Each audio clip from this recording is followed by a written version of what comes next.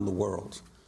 The Democratic National Convention is opening today in Philadelphia, Pennsylvania, amid massive party turmoil. Democratic National Committee Chairwoman and Florida Congresswoman Debbie Wasserman Schultz has resigned following the release of nearly 20,000 emails revealing how the Democratic Party favored Hillary Clinton and worked behind the scenes to discredit and defeat Bernie Sanders. The emails were released Friday by WikiLeaks. In one email, DNC Chief Financial Officer Brad Marshall suggested someone ask Sanders about his religion ahead of the Kentucky and West Virginia contests. Marshall wrote, quote, "It might make no difference, but for Kentucky and West Virginia, can we get someone to ask his belief? Does he believe in a God? He had skated on saying he has a Jewish heritage. I think I read he is an atheist. This could make several points difference with my peeps, my Southern Baptist peeps, would draw a big difference between a Jew and an atheist," unquote. In another email, Debbie Wasserman Schultz calls Sanders' campaign manager, Jeff Weaver, a, quote, "damn liar." A third email shows National Press Secretary Mark Pastenbach writing, quote, "Wondering if there's a good Bernie narrative for a story, which is that Bernie never, ever had his act together, that his campaign was a mess," unquote. Multiple emails show the DNC complaining about MSNBC coverage of the party and of Communications Director Luis Miranda once writing, quote, "Effing Joe, claiming the system is rigged, party against him. We need to complain to their producer," unquote, referring to Joe Scarborough. Other emails suggest the DNC was gathering information on Sanders' events and that a super PAC was paying people to counter Sanders supporters online. On Sunday, Bernie Sanders reacted to the emails during an interview with ABC's George Stephanopoulos. I told you long time ago that the DNC was not running a fair operation, that they were supporting Secretary Clinton. So what I suggested to be true 6 months ago turns out, in fact, to be true. I'm not shocked, but I am disappointed. What I also said many months ago is that for a variety of reasons, Debbie Wasserman Schultz should not be chair of the DNC. And I think these emails reiterate that reason why she should not be chair. I think she should resign, period. And I think we need a new chair who is going to lead us in a very different direction. WikiLeaks has not revealed the source of the leaked emails, although in June, a hacker using the name Guccifer or Guccifer 2.0 claimed responsibility for the hacking into the DNC's computer network. On Sunday, however, Clinton's campaign manager claimed the emails were leaked, quote, "by the Russians for the purpose of helping Donald Trump," unquote. We go now to London for an exclusive interview with WikiLeaks founder Julian Assange, who's been holed up in the Ecuadorian embassy for more than 4 years. He was granted political asylum by Ecuador, but he fears if he attempts to go to Ecuador, if he attempts to step foot outside the Ecuadorian embassy, that he will be arrested by British police and ultimately extradited to the United States to face, well, it's believed possibly treason charges for the documents WikiLeaks has released. Julian Assange, editor-in-chief of WikiLeaks, welcome to Democracy Now! Can you talk about this email, these 20,000 emails you have released?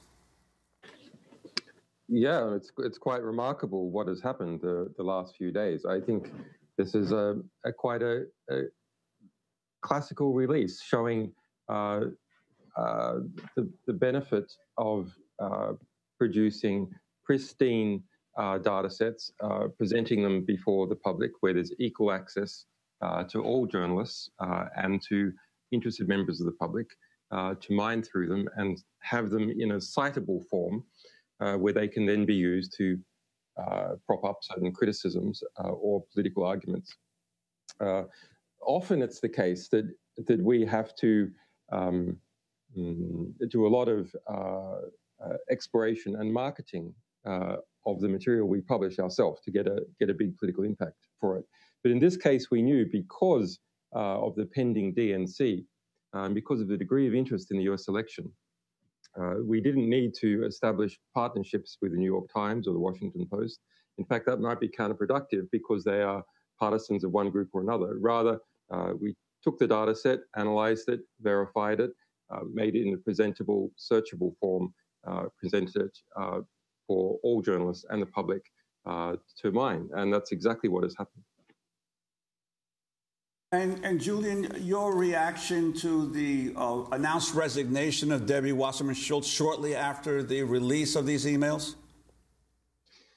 Well, I mean, that's interesting. We've seen that with a lot of other publications. I guess there's a question, what does that mean for the US Democratic Party? It is important for there to be examples of accountability. The resignation was an example of that. Now, of course, Hillary Clinton has tried to immediately produce a counterexample by putting out a statement within hours saying that Debbie Wasserman Schultz is a great friend and she's incorporating her into her campaign. She's going to be pushing for her re-election to the Congress. So that's a very interesting signaling by Hillary Clinton that if you act in a corrupt way that benefits Hillary Clinton, you'll be taken care of. Why does she need to put that out? Certainly it's not a signal that helps for the public at all. It's not a signal that helps with unity at the DNC, at the convention. It's a signal to Hillary Clinton partisans to keep on going on, you'll be taken care of. But it's a very destructive signal for a future presidency because it's expanding the Overton window of corruption. It doesn't really matter what you do, how you behave, as long as that is going to benefit Hillary Clinton, you'll be protected. I mean, it's very interesting because Hillary Clinton and Tim Kaine appeared together as Mike Pence and Donald Trump did the week before on 60 Minutes. And Hillary Clinton distanced herself from all these emails in the DNC saying these people didn't work for me. And yet immediately upon the forced resignation of Deborah Wasserman Schultz, she said she's a good friend and immediately hired her. But Julian, I was wondering if you can say, from your point of view, what do you think are the most significant emails that have been released, that you have released? Well, actually, I think the most significant ones haven't been reported on, although the Washington Post late last night and McClatchy had a first initial stab and added it. And this is the spreadsheets that we released covering the financial affairs of the DNC. Those are very rich documents. There's one spreadsheet called Spreadsheet of All Things, and it includes all the major all the major DNC donors, where the donations were brought in, who they are, identifiers, the total amounts they've donated, how much they donated at a particular event, whether that event was being pushed by the president or by someone else. That effectively maps out the influence structure in the United States for the Democratic Party, but more broadly, because with few exceptions, billionaires in the United States make sure they donate to both parties.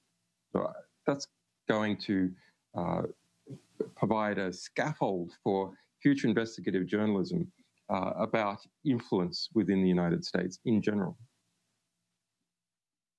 Julian, on that issue, clearly a lot of the emails talk about the actual amounts of money that were being offered to donors for the opportunity to, asked of donors for the opportunity to sit at different events next to President Obama, especially the use of President Obama as a fundraiser. Now, most people in the political world would consider this business as usual, but the actual mechanics of how this operates and the degree to which the DNC coordinates with the president, his marketability, I don't think has ever been revealed in this detail. Would you agree?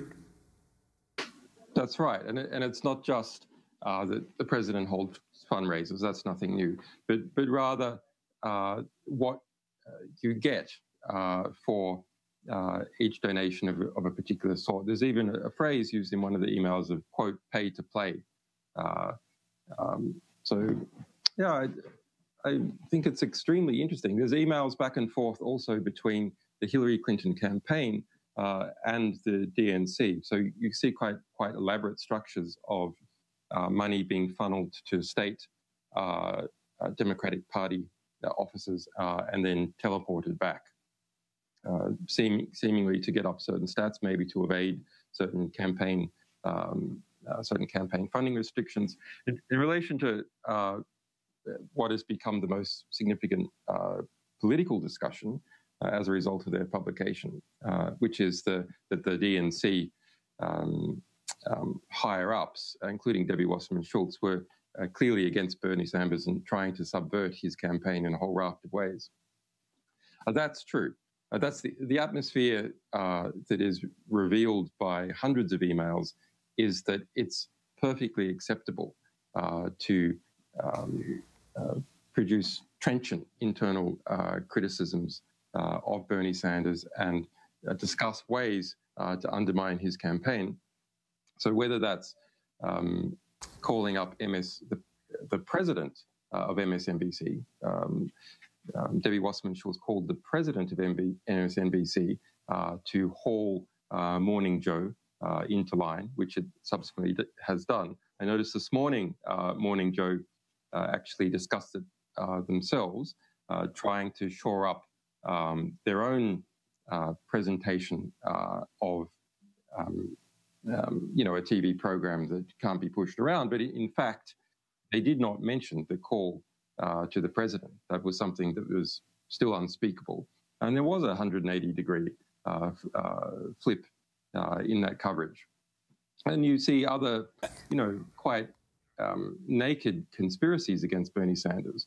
Why there's been some discussion, for example, about that there was a plan to expose Bernie Sanders as an atheist, as opposed to being a religious Jew, and to use that against him in the South to undermine his support there.